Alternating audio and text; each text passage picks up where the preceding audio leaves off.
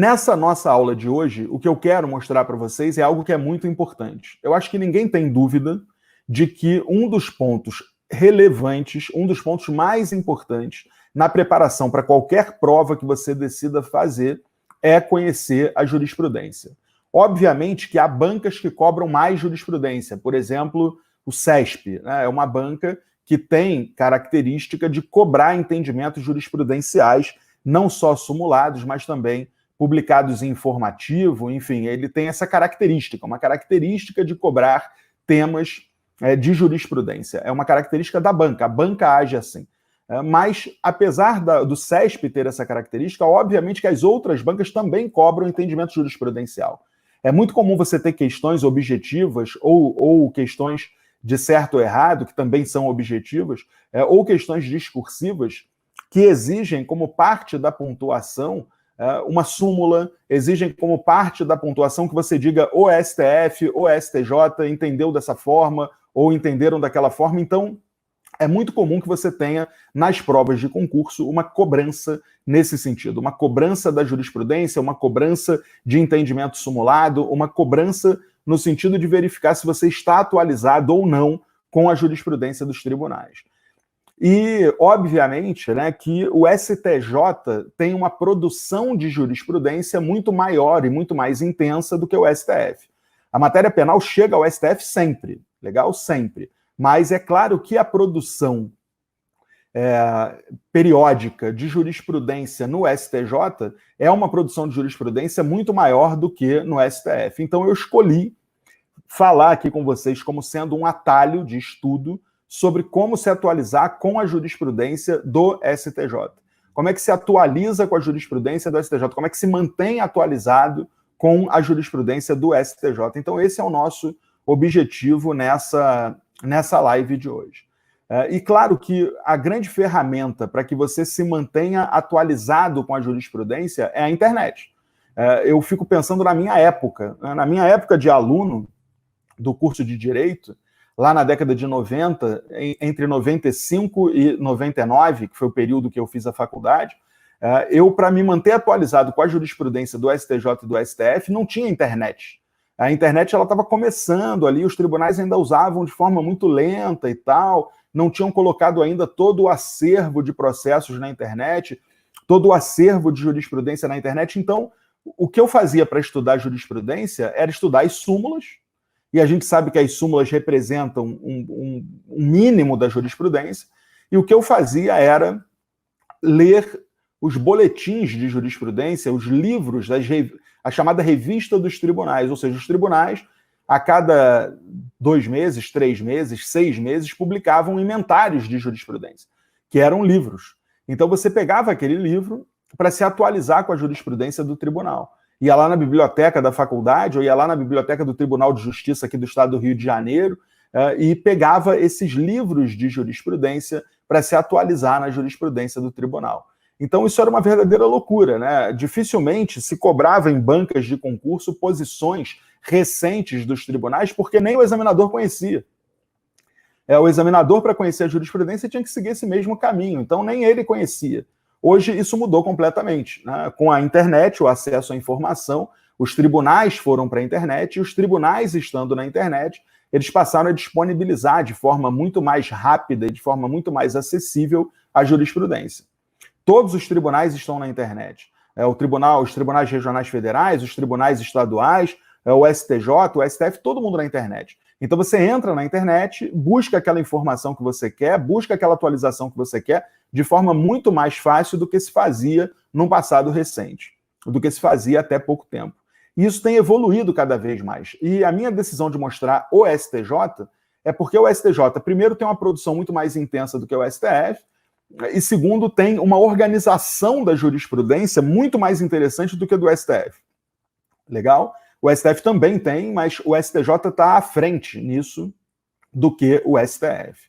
Então, por isso, a decisão de mostrar para vocês como é que se faz para se manter atualizado com a jurisprudência do STJ, e você pode repetir isso depois no STF também, porque vai ser muito semelhante. Então, eu vou colocar aqui o site do STJ, você está vendo aí o site do STJ, legal? Então, O site do STJ está aí aparecendo, deixa eu só confirmar aqui se está aparecendo direitinho. Tá aparecendo direitinho, legal. E você entrando no site, ele tem aqui em cima uma aba de jurisprudência. Então você tem aqui em cima uma marcação ali quanto à jurisprudência dos tribunais. Aparece ali no cantinho, aqui em cima, nessa aba de cima, tem o institucional, processos e a jurisprudência aparecendo ali. Eu não sei se você consegue ver o meu mouse, eu acho que sim, né? Então você consegue, acabei de confirmar. Então está aqui a jurisprudência. Você clicando aqui em jurisprudência, vai abrir esse menu, onde você tem aí uma série de possibilidades de estudar a jurisprudência. Então você tem aquela pesquisa, que é a pesquisa genérica, né? Você clica aqui em pesquisa, ele vai abrir uma tela de pesquisa onde você pode pesquisar por palavra. Então você pode vir aqui, eu quero pesquisar aumento de pena no roubo. Aí você bota aumento de pena roubo. Ok, você botou lá aumento de pena roubo, ele vai abrir tudo que ele tiver. Eu vou aumentar um pouquinho a tela para vocês. Ele vai abrir aqui tudo que ele tiver sobre o aumento de pena no roubo. Então você vai ter aqui 2 súmulas sobre aumento de pena do roubo, 4.290 acórdãos sobre aumento de pena do roubo, 48.000 decisões monocráticas, 21 notícias em informativos de jurisprudência. Obviamente, né, que aqui o mais importante são as súmulas. Então você vai lá para verificar, tem entendimento simulado. Então você abriu aqui, tá lá, súmula 443, o aumento na terceira etapa e tal, legal. Você tem aqui, em segundo momento de importância, os informativos, porque ele vai pegar notícias mais recentes. Então tem uma notícia aqui de 2018, publicada no informativo 626. O CESP, por exemplo, adora cobrar nas provas esses elementos, adora cobrar na prova temas que foram publicados em informativos. Então, ter acesso ao informativo é legal, você catalogou o tema e veio aqui. Então, essa é a busca mais simplificada. É aquela que você entra aqui na busca, marca tudo aqui embaixo, acórdão, súmula, informativo de jurisprudência, coloca aqui o tema que você quer pesquisar e você vai encontrar. Então, essa é aquela pesquisa mais genérica, aquela pesquisa maior.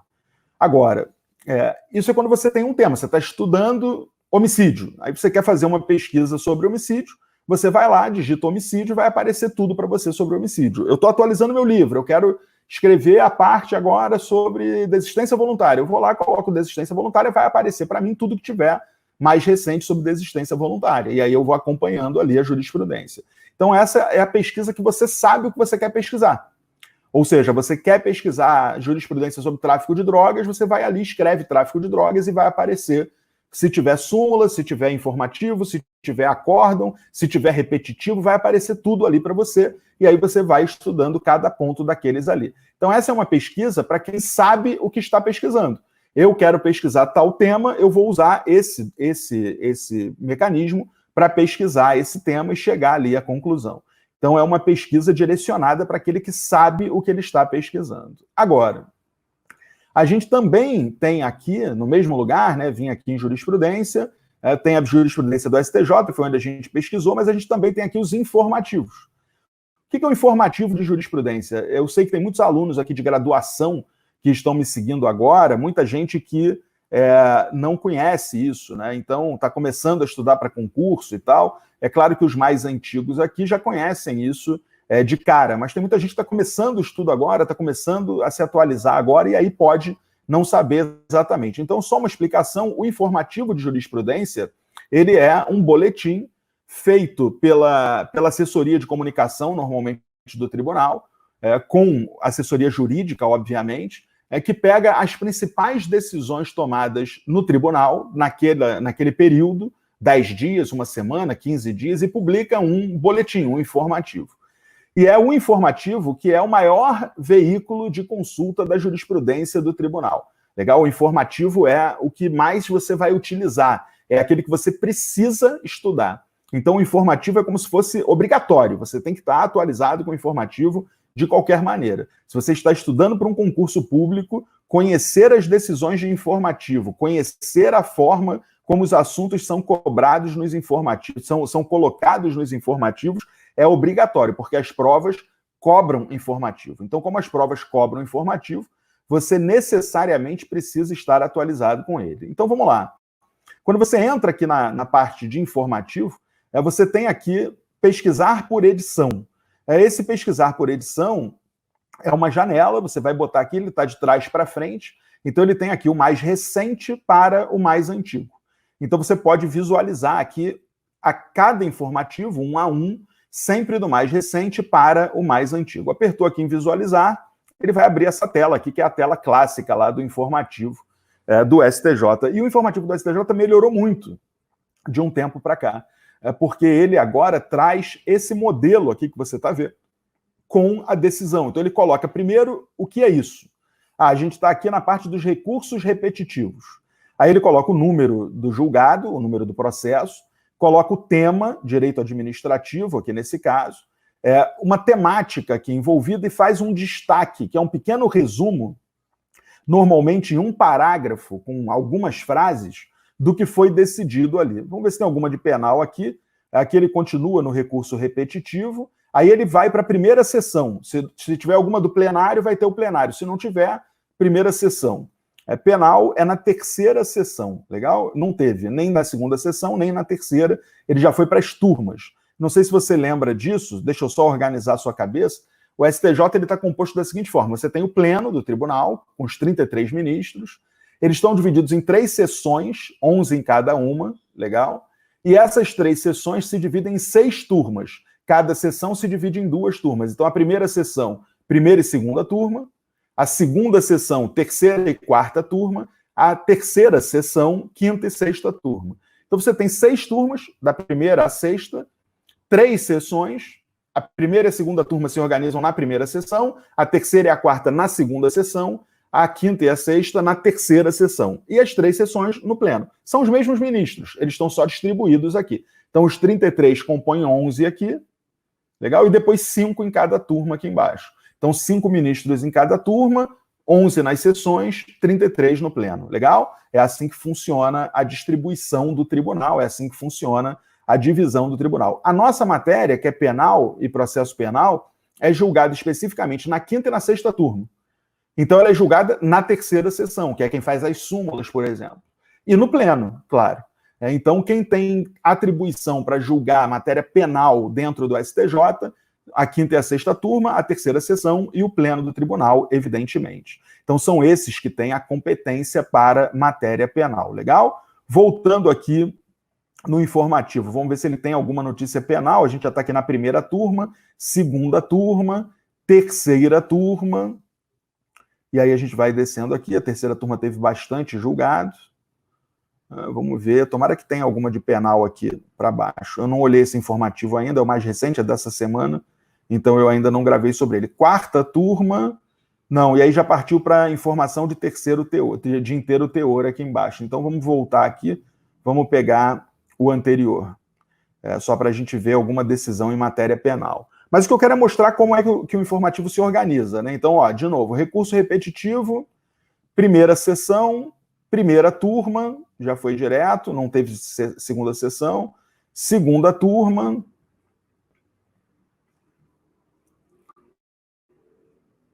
Quinta turma. Está lá, uma decisão da quinta turma.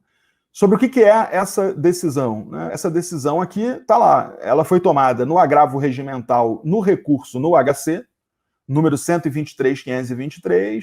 O relator foi o ministro Jorge Mussi. A quinta turma, por unanimidade, julgou no dia 13/4/2020. Direito penal. Prescrição da pretensão executória, início da contagem do prazo, impossibilidade, cumprimento de pena decorrente de condenação imposta em outro processo, inteligência do artigo 116. Aqui são os temas que ele envolve. Aí vem aqui um resumo, uma frase praticamente. O cumprimento da pena imposta em outro processo, ainda que em regime aberto ou em prisão domiciliar, impede o curso da prescrição da pretensão executória. É bastante óbvio isso, né? O artigo 116 diz que a prescrição da pretensão executória não corre enquanto a pessoa estiver presa por outro processo, estiver cumprindo pena por outro processo. A discussão é, mas se ele estiver no regime aberto, ele não poderia começar a nova pena? Não. Porque como é que as penas são executadas no Brasil? As penas são executadas no Brasil sucessivamente. Então, ainda que ele esteja no aberto, não dá para começar a pena do novo crime. Então, ainda que ele esteja no regime aberto, como não tem como começar a pena do novo crime, a prescrição da pretensão executória fica paralisada, fica suspensa. Então, uma decisão do tribunal tomada sobre um tema do artigo 116 do Código Penal. Vamos ver se tem mais alguma aqui, ó. Direito penal e processo penal. Essa aqui envolve livramento condicional, descumprimento das condições, requisito subjetivo, concessão de indulto, não impedimento. O descumprimento das condições impostas no livramento condicional não pode ser invocado para impedir a concessão de indulto, a título de não preenchimento do requisito subjetivo.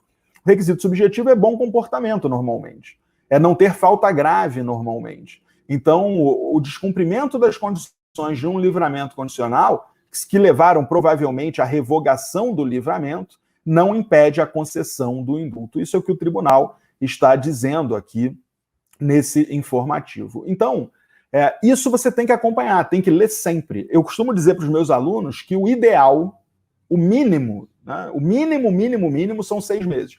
Mas o ideal é que você chegue numa prova conhecendo as decisões de pelo menos 1 ano de julgamento, de pelo menos 1 ano de julgados ali. Além, obviamente, daquelas decisões muito importantes de anos anteriores. Até hoje, a gente comenta, por exemplo, a decisão do STF dizendo que o regime inicial de cumprimento de pena nos crimes hediondos não precisa ser fechado. Ele decidiu isso já tem anos. Salvo engano, foi em 2012.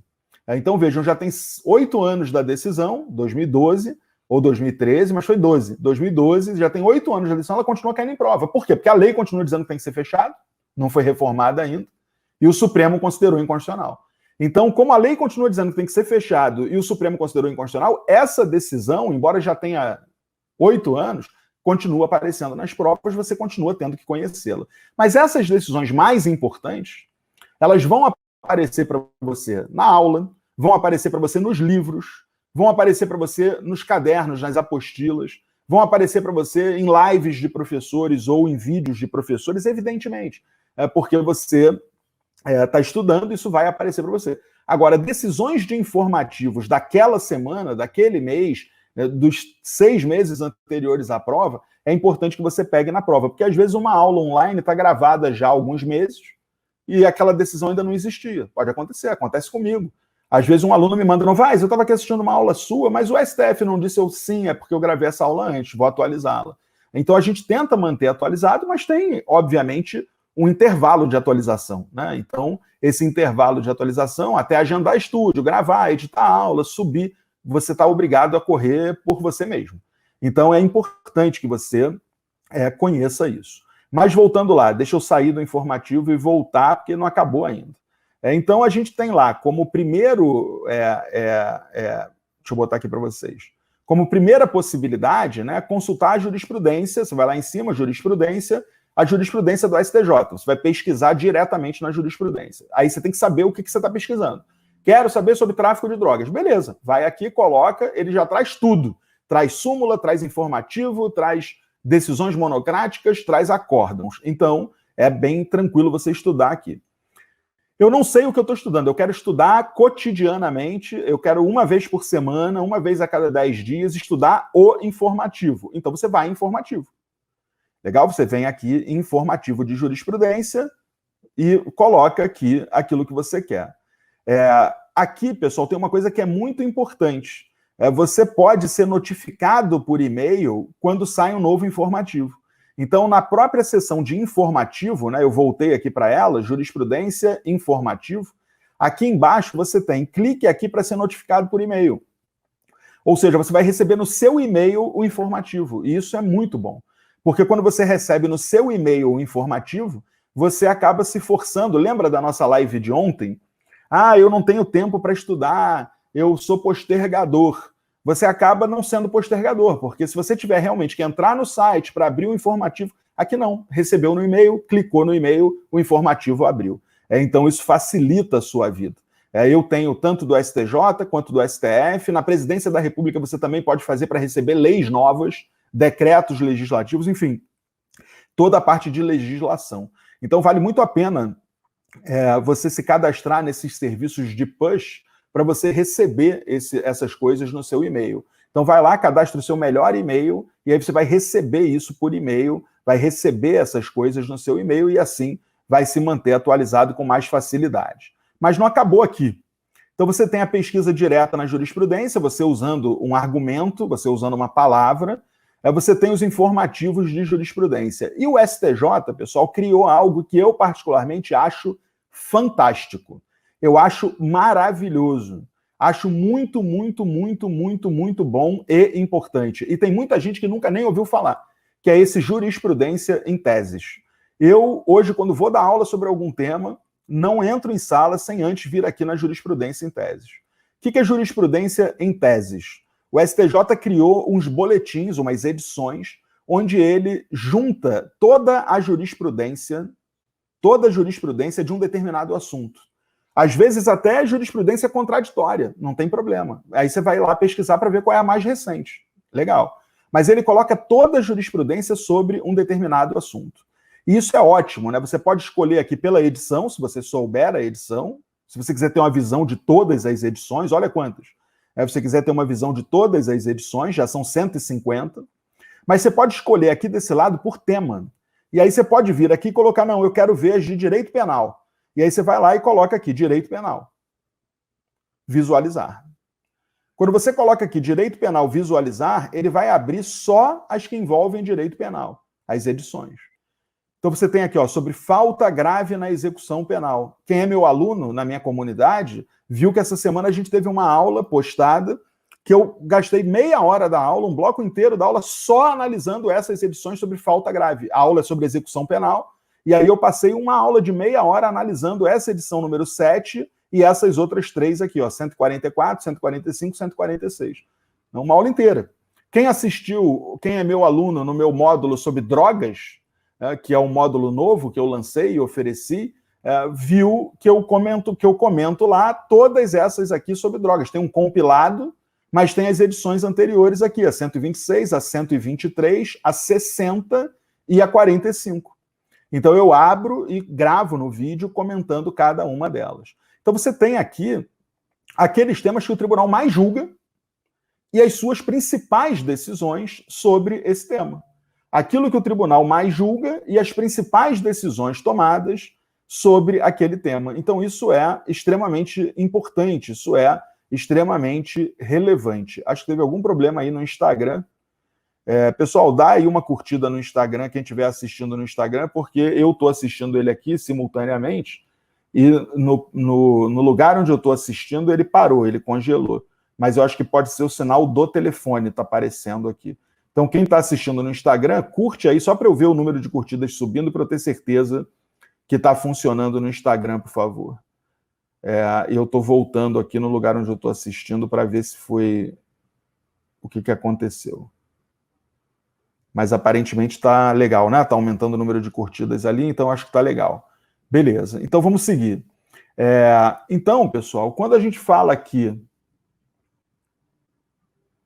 realmente eu acho que o que caiu foi a minha internet do telefone, onde eu estou assistindo isso, e não a internet do que eu estou transmitindo. Beleza, então acho que tá tudo bem. Tá bom, voltou aqui também.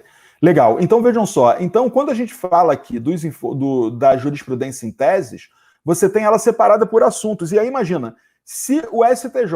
Olha só o raciocínio, né? Quem assistiu a live número 1 vai entender isso que eu vou falar agora. Lembra que aquilo que chama a atenção de um é o que chama a atenção da maioria? A gente explicou isso, né, na primeira live. Que quando você começa a ler sobre um tema, confie no seu instinto de que aquilo é o mais importante, porque provavelmente é o mais importante. Porque aquilo que parece mais importante para você, parece mais importante para as outras pessoas também, porque a gente vive numa sociedade, se você estudou direito, aquela pessoa também, a gente está estudando ali as mesmas temáticas, e se a gente está estudando as mesmas temáticas, a probabilidade de que aquilo que parece importante para mim também pareça para o outro é grande. Então, olha o que o tribunal está te dizendo. O tribunal está te dizendo que esses temas são os mais importantes do tribunal.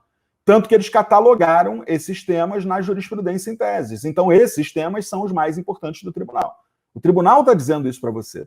E ele não está dizendo isso só para você, ele está dizendo isso também para o examinador. Então, é claro que o examinador vai usar isso aqui como mecanismo de consulta. Então, você tem lá as teses todas de jurisprudência. Então, você vem aqui, por exemplo, e coloca lá crimes contra o patrimônio, furto. edição 47. Você clica em cima. Olha como eles organizam, olha que legal. Consuma-se o crime de furto com a posse de fato da res furtiva, ainda que por breve espaço de tempo, seguida de perseguição do agente, sendo prescindível, ou seja, desnecessária, a posse mansa e pacífica ou desviada. Se você está estudando já há algum tempo, você deve ter percebido que esse texto aqui, que aqui se refere ao furto, é o texto idêntico ao texto da súmula 582, que se refere ao roubo. Tem uma súmula do STJ, que é a súmula 582, que escreve exatamente isso, só que sobre roubo. É muito comum o aluno na sala de aula virar para mim e dizer assim, Felipe, ou Novaes, como eles me chamam, Novaes, esse entendimento do roubo também serve para o furto? Olha aí na jurisprudência em tese. Ou seja, embora o STJ nunca tenha reunido a terceira sessão e editado uma súmula sobre furto, ele tem na jurisprudência em teses uma afirmação, um enunciado, dizendo se aplica ao furto. Ou seja, quem estuda jurisprudência nem teria essa dúvida. Quem está atualizado com a jurisprudência sabe que o STF trata, que o STJ, desculpem, trata da amócio ou da apreensio como sendo a teoria de consumação tanto do furto quanto do roubo. E sendo essa a teoria de consumação tanto do furto quanto do roubo, ele coloca aqui dentro do boletim de jurisprudência em teses. Então, eu não preciso perguntar para o professor. Pode perguntar, claro, óbvio, mas se eu estou atualizado aqui, se eu na hora de estudar crimes patrimoniais, né, o que eu estou dizendo para você? Você vai estudar furto hoje. Lá naquela sua... Né, a gente está acumulando as lives, né? Então, lá na primeira live, faça um planejamento, separe um tema, escolha pelo menos um tema para estudar por dia, não bota 5 temas diferentes, porque você vai se perder, a não ser que seja da mesma matéria. Vou estudar furto, roubo, extorsão, beleza. Mas não põe penal e administrativo, penal, civil e empresarial. Você vai acabar se confundindo. Então, escolha uma matéria para estudar por dia, se planeje. A gente falou sobre isso, sobre planejamento. A sua aula de hoje, o seu estudo de hoje é sobre furto. Como é que se estuda o furto? A gente tratou disso lá. Pega a lei, lê a lei. Olha questões sobre o assunto, marca os pontinhos. Pega a doutrina ou assiste uma aula. Legal, olha a jurisprudência. Quando você abrir a jurisprudência, você pode ir lá na pesquisa e botar furto, mas não esqueça de vir aqui na jurisprudência em teses e olhar se tem uma tese. Porque se você encontrar uma tese, olha o que o tribunal já fez por você. A consumação do furto ocorre com a inversão da posse, sendo prescindível a posse definitiva, mansa e pacífica. Olha os julgados aqui embaixo. Estão aí todos os julgados. Você clica e lê a ementa, lê o acórdão, se quiser aprofundar. Não há continuidade delitiva entre roubo e furto por serem crimes de espécie diferente. Ah, legal. Roubo e furto não são da mesma espécie, embora sejam crimes patrimoniais. Então não pode ter continuidade delitiva. Ponto. Tá lá. E você vai botar lá na sua anotação. Não cabe crime continuado. Isso não é a cara do CESP? Olha o certo ou errado do CESP. Não precisa nem mudar uma palavra. Não há continuidade delitiva entre roubo e furto, porquanto, ainda que possam ser considerados delitos do mesmo gênero, não são da mesma espécie. Certo ou errado? Legal? Certo ou errado? Ou uma questão da FGV, assinale a alternativa correta. Letra C, não há continuidade delitiva. É isso. Beleza? Então, isso poderia cair tanto numa questão de crime continuado, olha como é que você vai eliminando assuntos, quanto de crimes patrimoniais, sobre furto ou sobre roubo.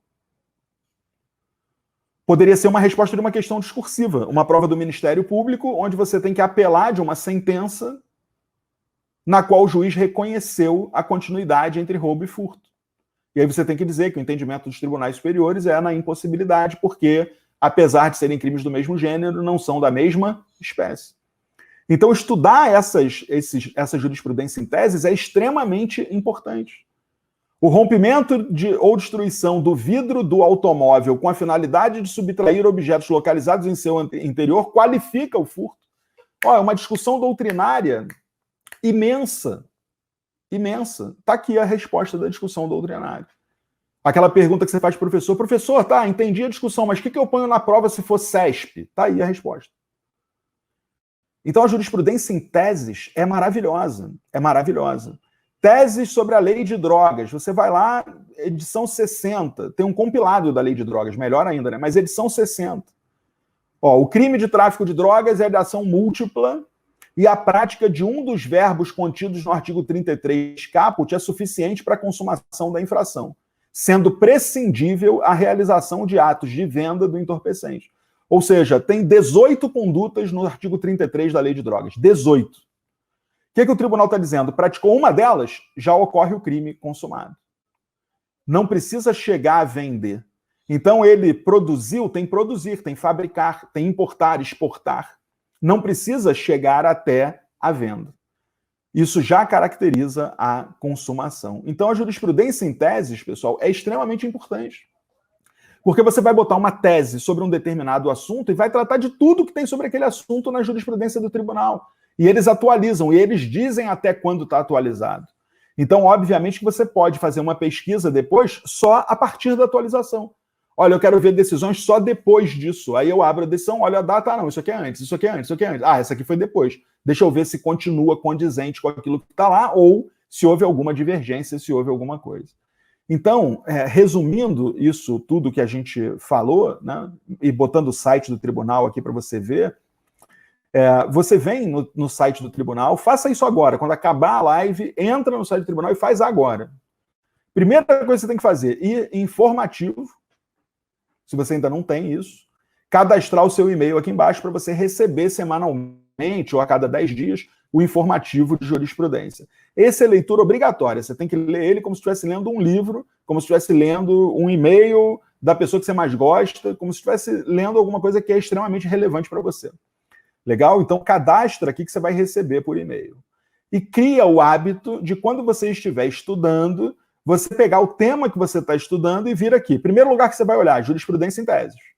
Abre a jurisprudência em teses, vem aqui por assunto, é um assunto de direito da criança e do adolescente. Visualizar os boletins. Legal? Aí vai abrir aqui, tem 2 boletins. Um falando sobre guarda e adoção e um falando sobre medida socioeducativa. Ah, eu estou estudando medida socioeducativa. Legal. Clica em cima. Abre o boletim sobre medida socioeducativa, estão lá os itens com as decisões. Você lê um item aqui, se interessou em saber um pouco mais sobre a decisão, você vai lá, ó, clica aqui em cima da decisão que vai abrir numa outra aba a decisão, o acórdão, o acesso ao inteiro teor, né? Você vem aqui em cima, ó, íntegra do acórdão. Então você vai ali aprofundando o seu estudo conforme você perceba que isso é necessário. Legal? Então, primeiro, cadastrar o seu e-mail no informativo. Segundo, criar o hábito de, quando você estiver estudando um tema, vir aqui na jurisprudência em teses. Ah, não tem na jurisprudência em teses. Então você vai direto na pesquisa de jurisprudência do tribunal. Entrou aqui na pesquisa de jurisprudência do tribunal, você coloca aqui o argumento de pesquisa. Ah, eu quero pesquisar... Hoje eu quero pesquisar tráfico de drogas. Ele vai abrir aqui tudo que o tribunal tem sobre tráfico de drogas. Legal? Vai abrir tudo que o tribunal tem. Ele achou 4 acórdãos repetitivos, 1 acórdão de afetação, 3 súmulas, 33.785 acórdãos, decisão monocrática, ele nem conseguiu ainda computar, né? Vai dar aqui 300 mil. 99 publicações em informativo. Ou seja, está tudo aqui. Aí onde é que você vai primeiro? Se tiver súmula, vai na súmula, depois vai para o informativo, recurso repetitivo, então você vai lá e olha as decisões aqui tomadas pelo tribunal. Errei, né? Deu 238 mil. Eu disse que ia dar 300 mil. Então, você tem aqui o acesso a isso. E por último, pessoal, lembrar que tem as súmulas, né? Então, as súmulas, você tem aqui a pesquisa das súmulas. Você pode pesquisar a súmula por enunciado, você pode pesquisar a súmula por assunto, você pode pesquisar as súmulas que foram canceladas e pode ter um inteiro teor das súmulas que permite você estudar o caso que levou a súmula e etc. Então, é bem interessante, né? Você vai ter aqui os precedentes, as decisões que levaram à edição daquela súmula. Então, ele vem aqui pondo súmula por súmula e você vai tendo o acesso a essas decisões.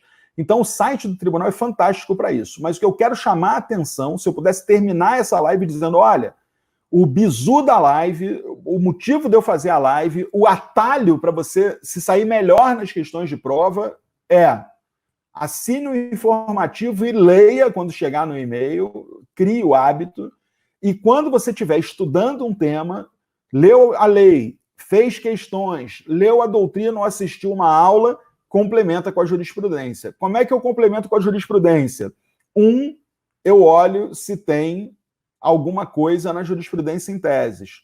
2, eu vou lá no argumento e coloco. E aí eu vou olhar se tem súmula, se tem decisão informativa, o que aparece sobre aquilo. Legal? Então esse é o bizu de hoje aí. E quando a gente fala aqui em jurisprudência, né, óbvio que tem também o STF. No STF você também tem um serviço de push, que você pode ir lá cadastrar o seu e-mail para você receber o informativo. Ontem mesmo chegou o informativo do STF. Os tribunais não estão parados, eles estão trabalhando. Então, ontem mesmo eu recebi, vale a pena você fazer isso. E acho que vale a pena você entrar também no site do tribunal. Aqui eu, como tenho um tempo na live, quis mostrar o STJ porque ele é mais completo. No STF é mais fácil. No STF é informativo e consulta aberta. Então, você assina o informativo para você ler sempre, obrigatoriedade, obrigatório. E quando você estiver estudando um tema, você pesquisa no STJ, depois você vai lá no STF e coloca lá. Beleza? E aí, colocando lá, você vai ter acesso a isso. Eu espero que vocês estejam gostando. Quero agradecer aí a audiência de todos. E é isso, pessoal. Vou encerrando por aqui. A gente se vê, legal? Até lá, bom final de semana. Estudem, descansem. Entrem para o meu canal do Telegram, se comuniquem comigo caso tenham alguma dúvida. Estamos juntos. Tchau, tchau.